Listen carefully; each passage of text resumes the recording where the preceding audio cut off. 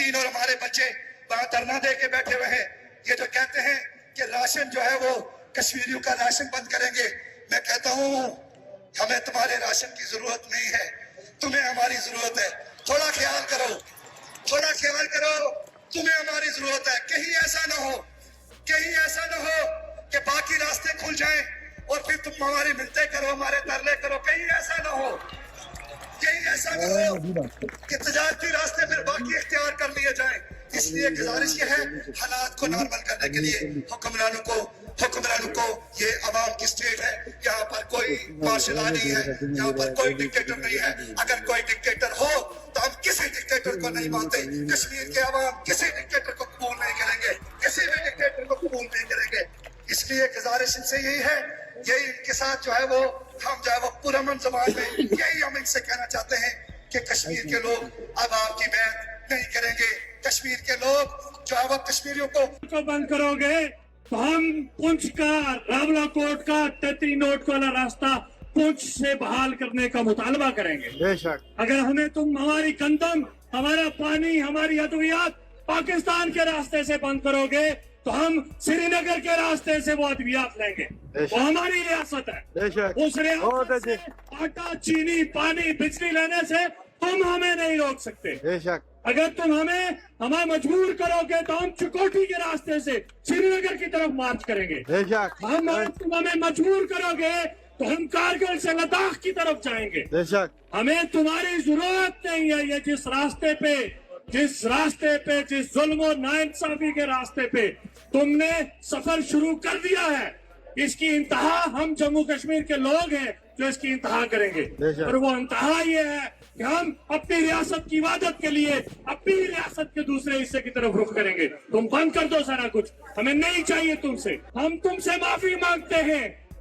ہم پاکستان کی ریاست سے, پاکستان کی حکومت سے, پاکستان کے جو کارساز ہیں, کرتا درتا ہے, جنرل ہیں, ان سے معافی مانگتے ہیں اس بات سے کہ بھائی ہم تمہارے اشارہ نہیں ہیں, ہمیں معاف کر دو. ہمیں معاف کر دو. ہم تم سے معافی مانگتے ہیں. کشمیریوں کو آٹا, چینی, چاول, دانے دینے بند کر دو. ہم نے کبھی تم سے بغیر پیسوں کے کبھی آٹا, چینی, چاول, دال نہیں لیا.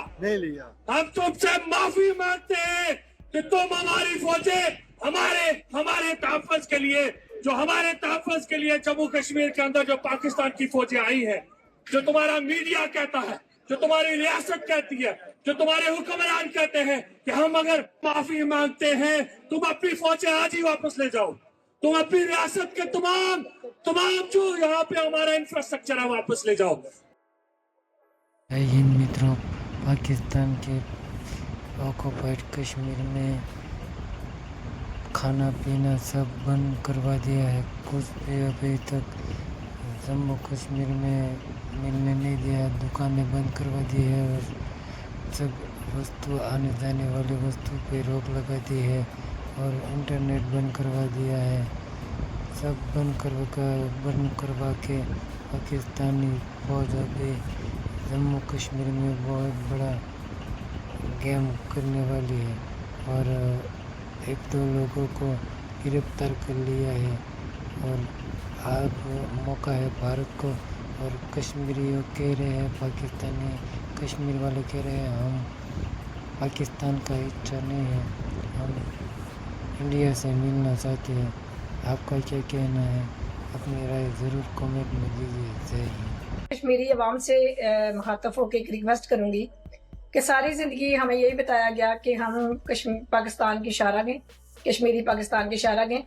جب بھی پاکستان پہ برا وقت آیا ہمارے کشمیریوں نے آواز اٹھائی, لیکن ہم پورامن احتجاج کر رہے تھے. افسوس کے ساتھ کہنا پڑ رہا ہے مجھے, پورامن احتجاج کر رہے تھے. پاکستان کی فورس نے جا کے ہمارے کشمیر میں خون کی ہولی کھیلی, پاکستان کی فوجیوں نے جا کے ہمارے بچوں کو شہید کیا, پاکستان کی پولیس نے جا کے شدت کیا, اور پاکستان کی پولیس نے, پاکستان کی آرمی نے جا کے ہمارے گھروں میں چوریاں کی, ہماری شاپیں لوٹی تاجر بھائیوں کی, اور ہمارے پیٹرول پمپ لوٹے, ہمارے بچوں پہ شیلنگ کی, ہمارے بچوں کو گولی کا نشانہ بنایا.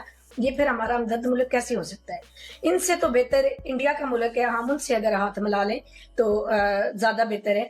میں کشمیر کی عوام سے ریکویسٹ کروں گی کہ ان سے بائیکاٹ کرے پاکستان سے. ہماری ایک الگ ریاست ہے, ہم خود مختار ہوں گے.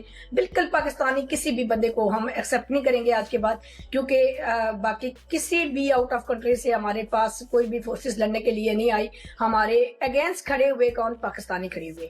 تو میں اس میں اپنے کشمیری جتنے بھی میرے اوورسیز بھائی ہیں اس بات پہ آواز اٹھائیں اور اس بات کا نوٹس سختی سے لیا جائے کہ یہ اگر امن کے لیے, یہ ہماری سیکورٹی کے لیے فورسز تھی, تو پھر انہوں نے شاپیں کیوں لوٹی, انہوں نے گولیاں کیوں چلائی, انہوں نے یہ ساری چیزیں بچوں پہ شیلنگ کی, ہمارے بچوں کو شہید کیا, اور یہ چوریاں کرنے کے لیے بھیجے ہوئے تھے آپ لوگوں نے. جب انہوں نے دیکھا کہ بچوں کو شہید کر کے, جوانوں کو شہید کر کے پھر ان کا دل نہیں بھرا, تو پھر ان ظالموں نے چوریاں کرنا شروع کر دی وہاں پہ کشمیر میں. یہ پاکستانی عوام کے کرتوت ہیں, ٹھیک ہے. تو کیونکہ میرے گھر میں نوبت فاقوں تک پہنچ چکی ہے, بیوی حاملہ ہے, لیکن وہ ٹس سے مس نہ ہوئے اور کہا کہ کھانے پینے کی اشیاء اور ادویات کو اپنے ہاتھوں سے ضائع کر دو تو پھر جانے کی اجازت ہے, ورنہ واپس چلے جاؤ. اگرچہ آئی جی اور چیف سیکرٹری آزاد کشمیر نے اس خبر کی دو ٹوک انداز میں تردید کی ہے, لیکن دوسری طرف کہنے والے یہ کہتے ہیں کہ بی بی سی جیسے کریڈیبل ادارے میں ایسی خبروں کی اشاعت جو ہے وہ ایک الارمنگ صورتحال کی طرف اشارہ کر رہی ہے. اس معاملے کو یہیں پہ روک دینا چاہیے اور مظاہرین کے ساتھ بات چیت سے مسئلے کو حل کرنا چاہیے. خدا نخواستہ خاکم بدن ایسا نہ ہو کہ بہت دیر ہو جائے.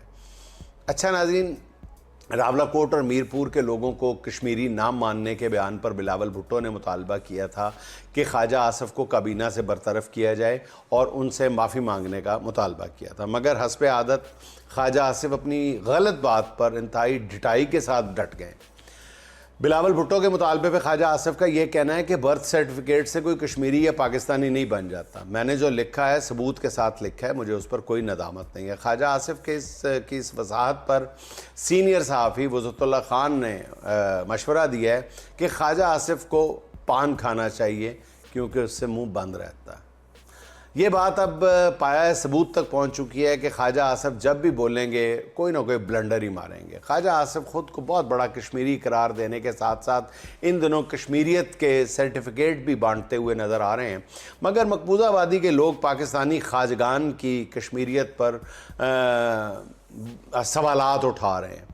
اس ضمن میں سینئر صحافی عامر متین نے ایک واقعہ بیان کرتے ہوئے کہا ہے کہ مجھے سری نگر جانے کا اتفاق ہوا. وہاں دوستوں سے محفلیں جمی جن میں سیاسی اور حریت کے زعماء جو ہیں وہ کافی پڑھے لکھے لوگ ان کے شامل تھے. انہوں نے مجھ سے سوال کیا کہ آپ کے ہاں ہم سنتے ہیں کہ خواجہ سعد رفیق خواجہ آصف ہیں, تو یہ خواجے کون ہیں؟ میں نے کہا کہ جی یہ آپ کیوں پوچھ رہے ہیں؟